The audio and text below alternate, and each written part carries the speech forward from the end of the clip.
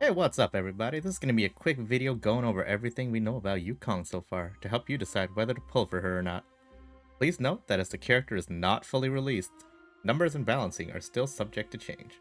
So with that disclaimer out of the way, let's go over all we know about Yukong, the head of the Skyfaring Commission in the, I just call it Space China.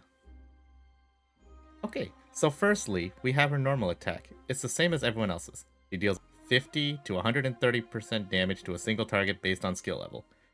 I mean, there is a little bit more to go over for a normal attack, but we'll cover that when we get to her talent section. Now her skill is where things get interesting. When you cast the skill, Yukong immediately gets 2 stacks of roaring bowstrings, and while she has these stacks, she provides a huge attack percentage bonus to her whole team. Whenever an ally's turn passes after the turn Yukong casts the skill, Yukong loses 1 stack of roaring bowstring.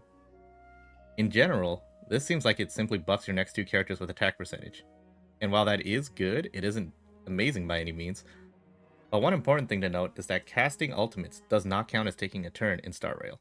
So it is possible to have the attack buff up for all of the ultimates for your whole team if you cast them all at once, which can greatly increase the burst damage your team is doing.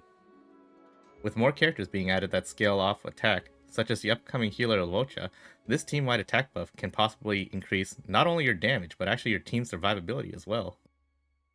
Now moving on to her ultimate. Yukong's ultimate does 2 things. Firstly, it deals heavy imaginary damage to a single enemy, which can help you break important targets.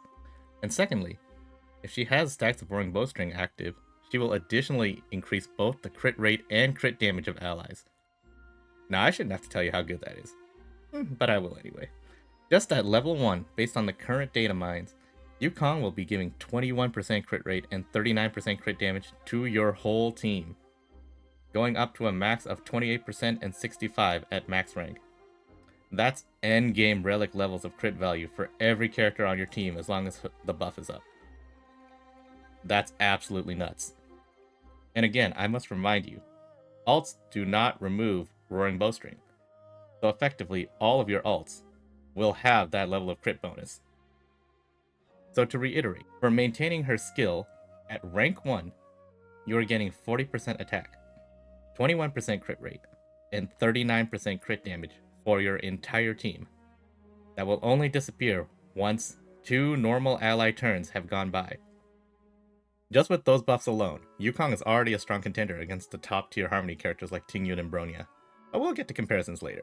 Before that, let's make sure to cover the rest of her kit. Yukong's talent provides her with a buff to her normal attack that causes it to deal bonus damage, and more importantly, it increases the damage she does to enemy toughness by 100%. After using a normal attack with this buff, there is a 1 turn cooldown before it can trigger again. That means that every 2 turns, she can fully break the toughness of a weaker enemy or deal heavy damage to a boss. This is a huge benefit, as she is currently one of the only imaginary breakers in the game. I mean, unless you're lucky to pull Welt, or you're saving for Locha. And lastly, her technique, which when used in the overworld, boosts your team's move speed for 20 seconds and provides Yukong with 2 stacks of roaring bowstrings immediately upon entering the battle. It's not the best technique, but it lets you start the fight with a big boost, so maybe you can burst down some weaker mobs.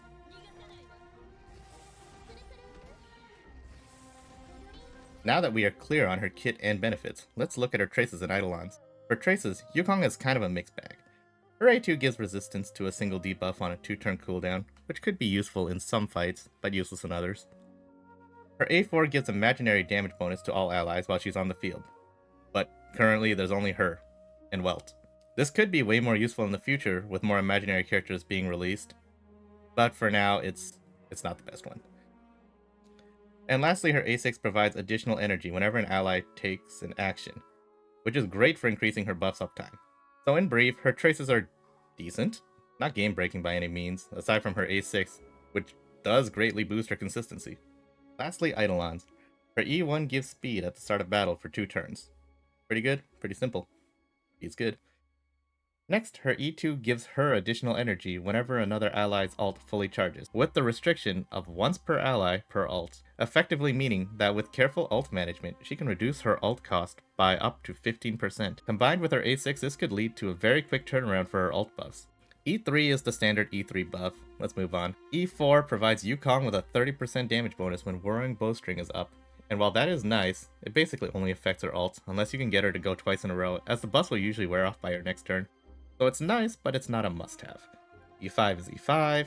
E6 makes it so that her ult gives her 1 stack of Roaring Bowstring on ult cast. This massively increases her consistency and makes her crit buff much more versatile, because she can now cast it whenever she has ult without needing to have the buff on prior to cast. So even if your characters get desynced due to enemy debuffs, Yukong can still ult to allow your damage dealers to get the buffs on their turn, greatly increasing the consistency and value that she'll bring to your team. That's everything we know about Yukong for now. So now the question becomes, is she worth pulling for, and how does she compare to her direct competitors Tingyun and Bronya? Firstly, in terms of elemental diversity, Yukong absolutely dominates her competition. Being the only easily accessible imaginary character for many people, she will automatically be a must-pull for anyone who doesn't have Welt or Luocha, and is looking to push into the later realms where they'll need an imaginary character to break the enemies. Compare that to Tingyun and Bronya, which have several other free-to-play options, such as Serval and Danheng, that cover Electro and Wind respectively for most teams. Where Yukong looks like she will fall behind the others is inconsistency. Unlike the other two, Yukong is almost entirely reliant on being just a slight bit faster than your main DPS to function, as she is functionally useless if all she can do is buff your healers and shielders' attack power. Whereas Bronya and Tingyun are able to target their buffs onto their allies without any hard stat requirements. This inconsistency can be largely mitigated by her traces and Eidolons when at E6, but as it is not even guaranteed to get her even up to E2, it's hard to say she'll be as strong as the others for low investment characters. One important thing to note when looking at Yukong compared to Tingyun and Bronya is that she is a very skill point hungry support. In order for her to be completely effective, she will have to be applying her buff nearly every single turn, and any turns that she's not applying her buff, she is a far less effective character than she otherwise would be, whereas Tingyun and Bronya generally have longer lasting buffs and are able to bribe more skill points to your entire team. But I digress. This video is getting kinda long, so I'll leave you just with the pros and cons for Yukong to help you make your decision. Yukong is a powerful imaginary 4-star with great break effects and team buffs. Her issues will likely stem from needing key stats to be able to perform her role properly and being harder to use at low investments than her competition. Let me know in the comments below whether you're going to pull for the leader of Space China, and if you'd like to see this type of video for any other character. Thanks for watching.